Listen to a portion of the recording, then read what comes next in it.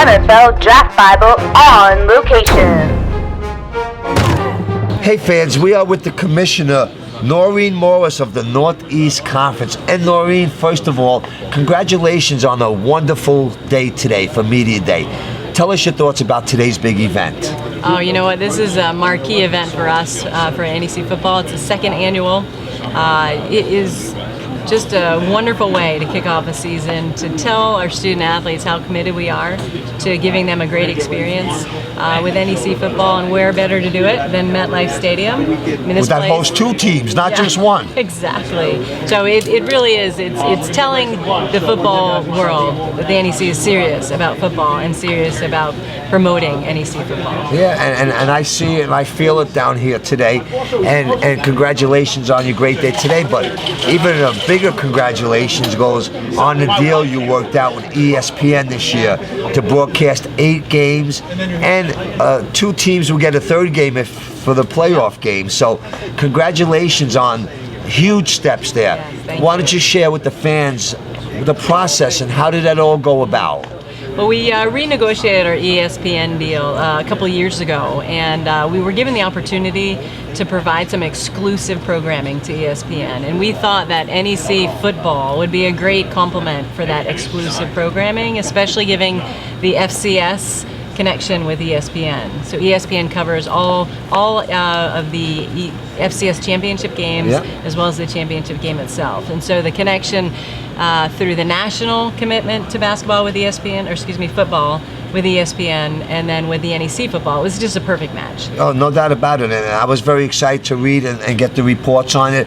The East Coast, I'm an East Coast guy, so whenever I think East Coast, Northeast, and see it on ESPN, you know, it's personal, you know, and I enjoy it. But a little bit about yourself. You started back in the day at UConn.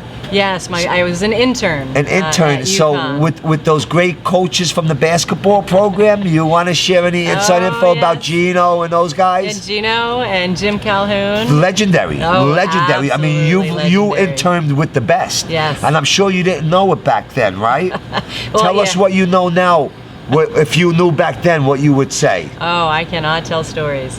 I actually just saw Jim. So I started as intern, but was hired full-time as the first full-time compliance person at UConn. So I was there 4 more years, and I had to work directly with them on all the NCAA rules and regulations. And I can tell you that Geno and Jim were extremely knowledgeable about the rules. You need to be knowledgeable about how to use them to your That's part of the advantage. program. That's part of being a leader. The rules and regulations, you have to lead the players by that. If you're breaking them, everybody's breaking them. And you have to know them how to use them to your advantage as well. So Great question. Did you ever have to give them a sit down and say, hey, you can't do this. You just can't do this, coach? No. The answer is no. Don't ask me. Did that ever happen? Well, I tell them to ask it a different way, and I can say yes, which is this a violation? I'd say yes. Okay, fair enough. So, and then you were at Conference USA as well. You want to tell us a little bit about your experience over at Conference USA? Absolutely. Yeah, I came in Conference USA, in fact, the first year that they hosted football. Mike Slive was the commissioner. And they've grown. They have grown. Yeah. So Mike Slive was the commissioner, and I did all the NCAA rules and regulations there for the conference as well, and worked with the governance and the new legislative structure that was representative. So Mike was the only commissioner on the what was then called the Management Council, so I had to prep him on all the national issues. So that was a great kind of foray and really preparation for me to become a commissioner. Okay, great. Now, tell us about the NEC Conference. Now, tell us a little bit how it has grown. Besides ESPN and the TV, the stadiums, the fan base. Tell us a little bit about the inside, how it has grown. You know, I think we've made leaps and bounds in the last 6 or 7 years, and part of it was the advent of the NEC Front Row, which is our digital network. Yeah, we heard about that, which is big time. Yeah, so that kind of brought the whole conference together in a way they hadn't been before. And there's many things that we're doing now that we can do collectively together, because we understand that if you work as a group, it's much better as working towards a whole. As opposed to just looking out for your own individual benefit, and that's where you step in. Yeah, exactly. You keep them together. Yes. You keep them all on the same page. Yes. Well, I try. No, you do. Believe me, because if not, then somebody's getting slapped on the wrist. Yeah. No, it's a great group, and I can't speak more highly of our presidents. who are very engaged and very committed, as well as our athletic directors and our senior women administrators, the group that manages. These people are committed, they are dedicated, they know the names of all their student athletes, they're at the games. They're in it for the right reason. They're in it to develop the student athletes and have athletics a part of the educational mission, as opposed to athletics being the only purpose for them being on campus. Excellent. Well, Noreen, we want to thank you for your time.